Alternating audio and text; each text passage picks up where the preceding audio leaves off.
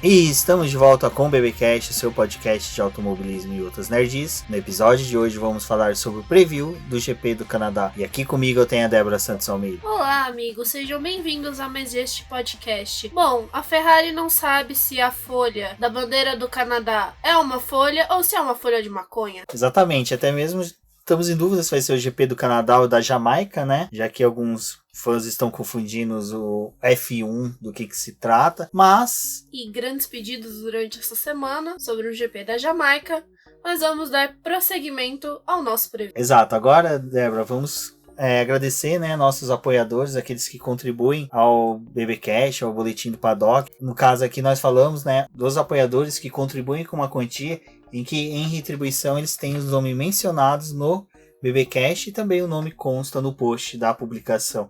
Que são eles: Ricardo Bannerman, Maia Barbosa, Eliezer Teixeira, Luiz Félix, Arthur Felipe, Thiago Bullet, Rafael Celone, Will Mesquita, Anthony Santos, Rogério Froner, Helena Lisboa, Cássio Machado, Carlos Del Valle, Bruno Vale, Eric Nemes e Bruno Shinozaki. Fica aqui o nosso obrigado aos nossos apoiadores, e para vocês que estão escutando esse programa, não deixe de conferir a nossa campanha de financiamento coletivo e contínuo para que vocês ajudem na manutenção do site, no auxílio do podcast e também para que a gente possa trazer novos projetos para este programa.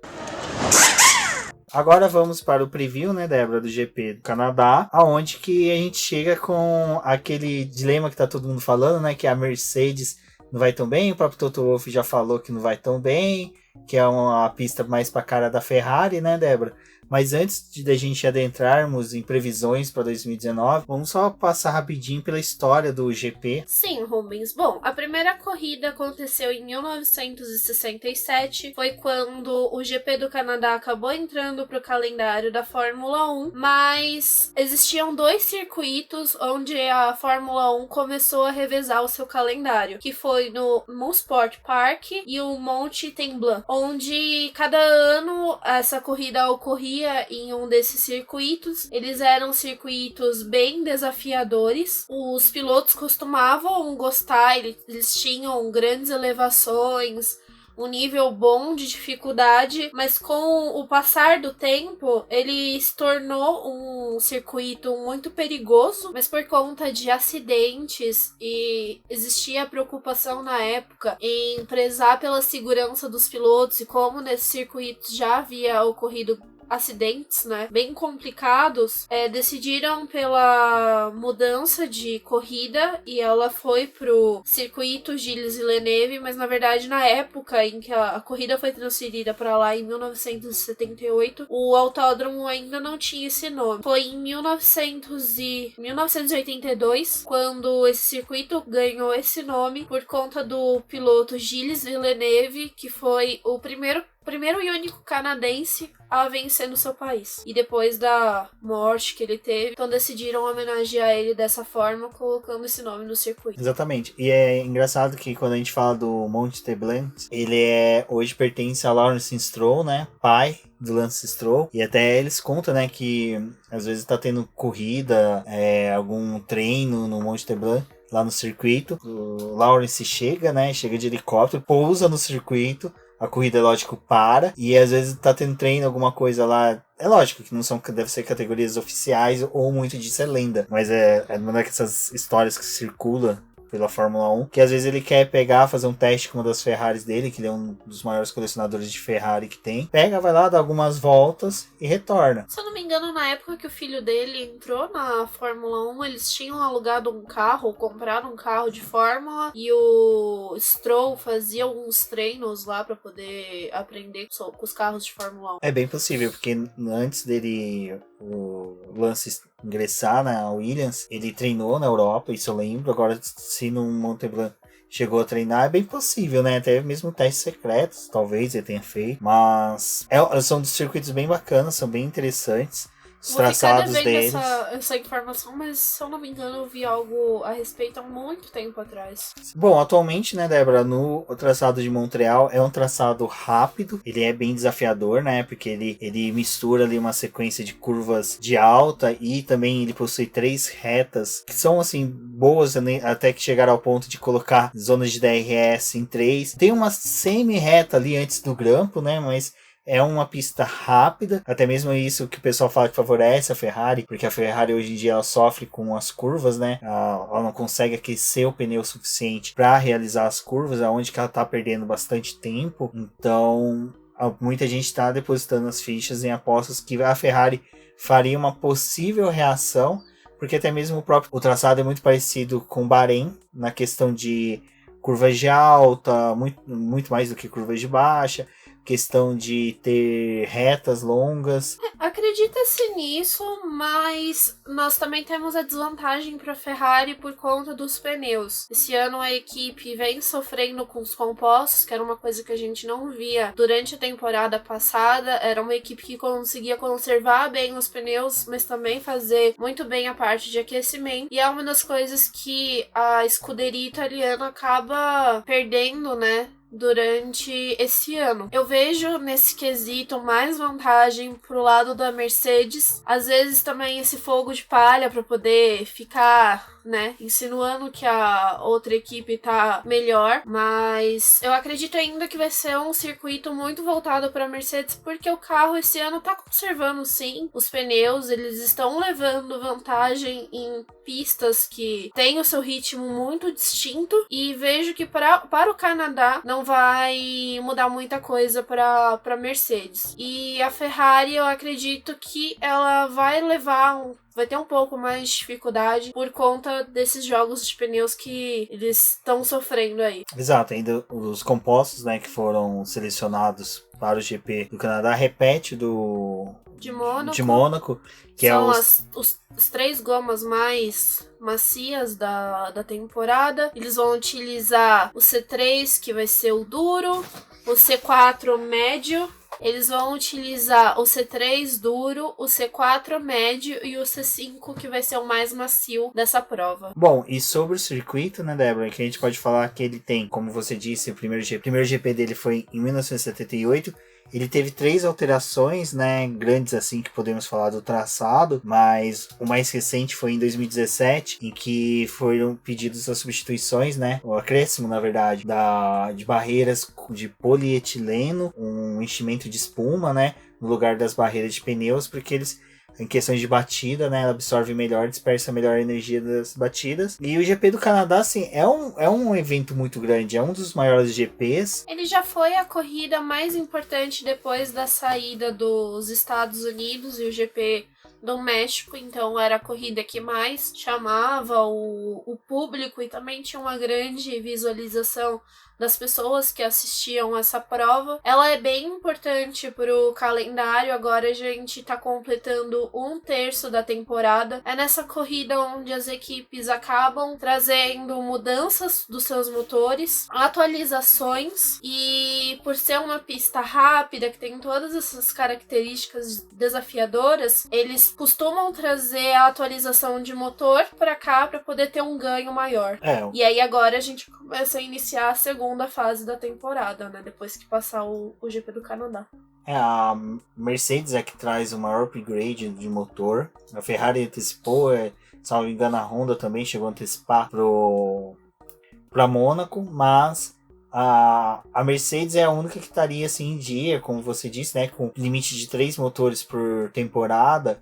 Ela fazendo esse upgrade agora justamente na sétima etapa, ela consegue manter o cronograma. Contudo, não é um desfalque para as demais, porque a Ferrari está com motor confiável. O único defeito que teve foi aquele do Leclerc no Bahrein, mas só que foi algo que foi facilmente sanado, sem precisar substituir peça. A Honda é que mais de todas é que estava com maior, assim, expectativa que teria quebras, mas só que o motor está um pouco mais confiável. A Renault, com a melhora dos motores, uma das equipes que tem a maior perspectiva aí com a melhora do motor Renault é mais a McLaren do que a própria Renault, né? Porque a McLaren ela vem numa crescente, havendo uma melhora a cada GP, então com a melhora do carro, então, quer dizer, do motor, consecutivamente o carro começa também a ter melhores respostas no desenvolvimento dele. Só para trazer aqui um dado para o nosso ouvinte, a Honda fez a troca do motor em Baku, a Ferrari e a Renault realizaram elas no GP da Espanha. Exato, então, quer dizer, Mercedes ainda continua no cronograma, mas só que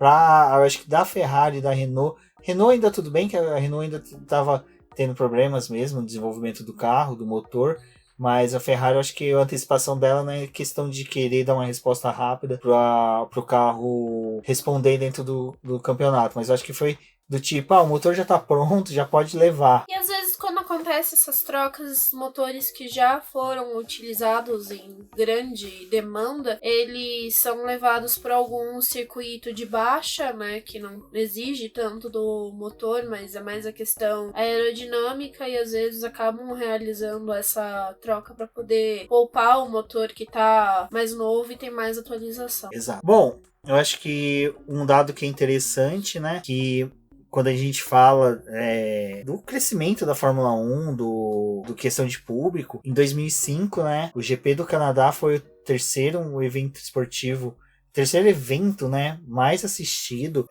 no mundo, só sendo superado pelo Super Bowl e a final da Champions League. Então, e ainda há pessoas que acreditam que Fórmula 1 é coisa de velho. E que não dá page view, e que não dá cliques, não dá audiência. Exatamente. Mas, o que é legal, né? O GP do Brasil já teve com essa estatística também de só perder, salvo engano, acho que 2008, 2009 só chegou a perder também para Super Bowl e para Champions League. Então, vocês veem que a Fórmula 1 ainda continua sempre ali pau a pau com os grandes eventos esportivos. Bom, e como sempre, né, a gente sempre traz aí que, relembrando a todos os ouvintes, participantes do BBcast, ouvintes do BBcast, leitores do Boletim do Paddock, que a gente tem, né, as F1 Fantasy, né, a liga, que não vale nenhuma premiação, mas o GP Predictor sim. GP Predictor tem premiação, no post do episódio tem lá os prêmios, e para vocês já poderem ir anotando, já preparando aí as apostas de vocês, eu vou falar os números do GP do Canadá, mas eu vou falar do GP do Canadá exclusivamente Montreal, excluindo os outros dois primeiros autódromos, porque eles não vão interferir em questões de estatísticas aí para a aposta de vocês. Em vitórias, nós temos Michael Schumacher com 7, Lewis Hamilton com 6 e Nelson Piquet com 3. A Ferrari é a maior construtora com 11 vitórias, a McLaren com 9 e a Williams com 7. Engraçado que a gente vê a figuração de 3 equipes da década de 90 ainda, né? Os anos 2000 parece que não teve tantas alterações. A Ferrari segue como a maior fornecedora de motores, né? Com motores com maior vitórias, com 11 vitórias, a Mercedes com 9 e a Renault com 6. Bom, nos números de pole, nós ainda continuamos com o alemão Michael Schumacher com 6 poles, seguido do Hamilton também com 6, Vettel com 4 e Piquet com 3. A Williams é a que tem o maior número de poles no circuito, com 8, mas a McLaren tá ali empatadinha com ela, também com 8, e a Ferrari com 7. E Mercedes com 4. Na questão dos motores, nós temos a Renault com 9, Mercedes com 8 e Ferrari com 7. Em número de pódios, e aí é que é engraçado, né? Você tem a supremacia do Michael Schumacher com 12 pódios, Hamilton com 7, Nelson Piquet com 5. É engraçado que o Nelson Piquet também, né? Figurão ali do GP, né? Do GP. É o brasileiro com os melhores números, supera Ayrton Senna de longe no autódromo. Com pódios, a Ferrari com 31, McLaren e Williams com 20, Benetton com 11. Motores, Ferrari com 32 pódios, Mercedes com 20 e Renault com 19. E aí chegamos nas voltas rápidas, onde isso também conta ponto para as nossas apostas, onde temos Michael Schumacher e Kimi Raikkonen com 4, Piquet, Senna e outros pilotos com 2, Kubica, Vettel, Hamilton e Verstappen com uma volta rápida a cada. A McLaren tem 10, a Williams 8 e a Ferrari 7. E na questão dos motores novamente, Mercedes com 9, Renault com 7, Ferrari com 7. Bom, em voltas na liderança, a gente tem aí tem um dos números é bem engraçado, que é engraçado assim, porque na hora que você olha, analisa os números, tem Michael Schumacher com 430 433 voltas na liderança, Hamilton com 352 e Sebastian Vettel, que só tem 2 vitórias, com 248 voltas na liderança. Fica aí, talvez ele não seja a melhor aposta pra vitória. E ele tem 4 poles, né? Ele tem 4 poles, 2 vitórias. Então ele não reverteu todas as poles em vitória. E o que é engraçado, né? Porque normalmente, né, o Vettel, quando sai na pole, na época da RBR, conseguia reverter em vitória. Mas a Ferrari lidera como equipe com 659 voltas, a McLaren com 518, Williams com 440 voltas. Em motor, a gente tem ainda a supremacia da Ferrari com 660 voltas, Renault com 625 voltas e Mercedes com 533 voltas. É engraçado que se a gente tem uma volta aqui da Ferrari a mais com o motor, provavelmente deve ter sido na época da Sauber ou da RBR, alguma Sauber ali, algum carro perdido que deu um bezerro desgarrado, que deu uma volta a mais na pole, porque já que a Ferrari já não é muita de fornecer motores sem ser na história para Sauber e para própria STR. Bom, o recorde de volta da pista é de 1 minuto, 13 segundos, 622 centésimos do Rubens Barrichello em 2004, na época que não havia limites para motor, salvo engano já era motor, não, ainda eram motores V12, então, tipo... Aliás, não é a primeira vez que o Rubens Barrichello aparece aqui nesses dados que a gente acaba levantando a respeito dos GPs. Não, o Rubinho, ele tem muitos recordes ainda de voltas rápidas, porque... Na época da Ferrari, principalmente nos anos que ele correu, era a época que os motores eram V12, V10, então você tinha, tipo, o céu era o limite para a velocidade, não tinha tanto quanto isso. Pode ser batido esse ano, em decorrência do motores turbos, questão da aerodinâmica dos carros. Torço para que não, porque é legal perpetuar os recordes do Rubinho, já que o número de grandes prêmios está ameaçado pelo Kimi Raikkonen ainda este ano. Salvo engano, este ano, talvez... ano que vem já tenha sido batido. Bom, ano passado, né, Débora? Ao contrário desse ano, quando a gente fala que possivelmente Sebastian Vettel pode vencer, ano passado ele já chegou com chances de liderança, fez a pole no sábado e no domingo deslanchou. Sim, foi um final de semana bem interessante para o campeonato do ano passado. Com a vitória do Vettel, tivemos a mudança de liderança no campeonato. O alemão voltou para a ponta. Era um campeonato disputado entre ele e o Hamilton, diferente do que está acontecendo esse ano, onde a gente vê Hamilton e Bottas disputando, com o Hamilton agora com uma folga, né, pro Bottas indo para essa corrida. Mas no ano passado, o alemão acabou chegando, né, na frente, com cerca de 7 segundos à frente do Bottas. O Hamilton nem esteve nesse pódio, né, foi algo talvez atípico, assim. Deu esse gás justamente pro campeonato, e o Max Verstappen acabou ficando com a 3ª posição. Legal que foi assim, o Hamilton chegou em 5º, né, Max Verstappen completou o pódio, mas com o Hamilton em 5º, a Ferrari demonstrava um melhor desempenho com os pneus. A Mercedes ainda estava sofrendo com os compostos. A Pirelli estava ainda fornecendo um pneu que não era tão favorável para os carros alemães. O que foi interessante dessa corrida, que foi a 30ª, né, grande prêmio do Fernando Alonso, né? Ele completava 300 GPs. Mas não chegou a completar a prova, né? Ele abandonou. Ele abandonou a 43ª volta e acabou subindo lá pro arquibancada, ficou com os fãs. Aquela momento mídia do Alonso. Showman do Alonso. Que tem grandes possibilidades de voltar ano que vem se o Vettel aposentar. Nossa senhora. Eu ia perguntar pra você se a gente ia falar de Silesium agora no BBcast, mas eu nem... Cara, essa semana... Só pra colocar um adendo aqui, que semana trágica. Você tem essas notícias de Vettel aposentando, Alonso voltando, Hülkenberg na RBR. Gente, eu não perco nem tempo com isso. Desculpa. Tem coisa que é tão absurdo na Fórmula 1 que a gente vê pessoal se desgastando em debates. Tá bacana, joinha. Tipo, bacana, continuem assim. É tipo GP no Rio, sabe? É uma coisa que no direito a gente tem, que é o seguinte... Só se importa com a lei quando ela estiver aprovada, amigo. Enquanto que não tá assinado, carimbado, registrado e puder voar, você não leva a sério. Já diz meu psiquiatra, não sofra por antecipação. Exato. E só voltando ao GP do ano passado, né, que foi um GP que foi concluído 2 voltas antes, né, um dos rádios mais legais é do Vettel, perguntando pra equipe o que aconteceu, porque ele simplesmente viu a bandeirada, mas só que a corrida rolando.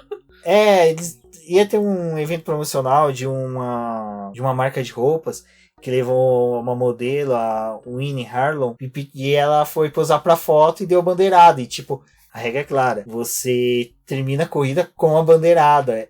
É tipo o sim do casamento, você não pode fazer uma brincadeira, falar, não, se você falou, é o que vale ali na hora do juiz de paz ele homologa. Então a mesma coisa é a bandeirada no automobilismo. Você deu a bandeirada, acabou, não tem mais isso. E ela posou até a foto da bandeirada, ela posando com a bandeira para fora. Lewis Hamilton, o Vettel passando, e para os outros pilotos não teve bandeirada, porque ela recolheu. Então os outros continuaram correndo, o Vettel não sabia se ele desacelerava ou não. É até engraçado, o pessoal falou, não, pode parar, porque já acabou. E nessa mesma hora, né, o próprio aplicativo da Fórmula 1 fechou. Não, minto. Ela fechou duas voltas depois. Foi 2 voltas depois, mas como não teve alteração entre troca de posição, então meio que foi mantido o resultado, porque não teve essa mudança, mas a corrida terminou 2 voltas antes. Até teve um debate de volta rápida, porque eu não tô recordando quem fez a volta rápida no ano passado, que acabou fazendo na volta que não valeu. Então até eu lembro que algumas apostas que contavam com volta rápida demoraram para ter a conclusão. Né, o resultado oficial da FIA trazia todos os dados direitinho, porque o que contava era a bandeirada. Esse ano foi instalado um sistema para poder marcar o término da prova, então ele termina, né, pelo número de voltas, a não ser que tenha algum tipo de adversidade, né, já justamente para bandeira não marcar esse término antecipado. Mas vale ressaltar ainda que o GP do Canadá é uma corrida que a gente acaba tendo a entrada de safety car, geralmente acontece. Ano passado foi durante a primeira volta, em que o Lance Stroll e o Brandon Hartley acabaram batendo, e o canadense acabou, né, falando que tinha sido um toque com o Van Dorn, teve furo de pneu, o carro de segurança entrou, mas de resto acabou sendo uma corrida mais tranquila. O Hamilton tentou chegar no Ricciardo, que era o 4º colocado, para poder tentar a 4ª posição, mas não forçou muito o carro. Depois ele acabou mantendo a distância, eles concluíram a prova dessa forma. O Ricciardo acabou conseguindo essa 4ª posição porque ele ultrapassou o Hamilton nos boxes, então a Red Bull acabou trabalhando com essa estratégia. Eu acho que a gente pode falar para essa corrida que a Red Bull pode vir novamente forte. A gente tá vendo o crescimento da equipe ao longo da temporada. Por essa questão dos pneus, eu acredito que seja uma boa equipe para poder utilizar nessa gama de apostas. Ainda continuo apostando em uma vitória da Mercedes, mas aí eu já não posso dizer se é com o Hamilton ou com o Bottas, qual que eu levo mais fé. Eu gostaria que fosse sim com o Bottas, pra gente poder manter essa dinâmica no campeonato, e mesmo que ainda seja uma disputa interna, ela continue prevalecendo nas próximas corridas, mas tem tudo para poder ser uma corrida movimentada. 3 zonas de DRS acabam dando uma movimentada ali no grid, vão ser utilizadas, né, para aproximação e tentativa de ultrapassagem. GP do Canadá, ela é uma corrida que tem bastante ultrapassagem, né, é um circuito que pelo menos favorece isso, então nós torcemos para poder ver essas disputas diferentes do que foi em Mônaco. Curiosidade sobre o GP do Canadá é que ela foi palco da primeira vitória de 3 pilotos que vão estar no GP, do Robert Kubica, né, em 2008, do Daniel Ricciardo e do Lewis Hamilton. O do Robert Kubica é interessante porque ele teve o acidente em 2007, aquele acidente, ele é cinematográfico, mas teve repercussões, e é engraçado que como aquele GP do Canadá, ele trouxe toda uma dinâmica diferente porque ele seria a Fórmula 1 hoje.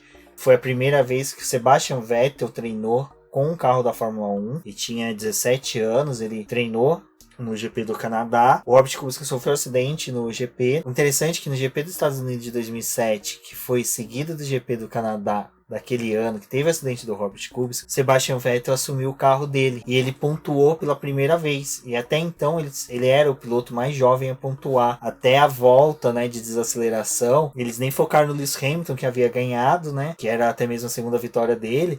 Focaram no Sebastian Vettel porque ele comemorava, tipo, assim, dolorosamente. E ele era piloto da academia da Red Bull, mas corria pela BMW. E aí, em 2008, ele foi sacado para Toro Rosso. Então, é engraçado, né? Como uma coisinha só traz pessoas. Bom, eu acho que sobre o GP do Canadá é isso, né, Débora? Acho que a gente trouxe bastante informações aí para os nossos ouvintes, muitas curiosidades, e então recomendo o pessoal assistir. O GP do Canadá, ele tem os horários até mesmo um pouquinho melhores, para você não precisa acordar tão cedo e madrugar para assistir. Dá para assistir os treinos livres, o quali e também a corrida tranquilamente. É só uma dica pro pessoal, antes de mais nada, em decorrência do horário dos treinos serem bem e da corrida serem nos horários dos jogos, a Globo vai dar preferência, isso ela pode dar preferência aos jogos de futebol, mas a transmissão vai ser realizada tanto pelo Sport TV como em tempo real pela Globo.com. Então é só acessar o Globoesporte.com. Nos horários dos treinos e da corrida vai estar sendo disponível. Então não há desculpa para não acompanhar. Tem reprise também depois à noite na Globo, mas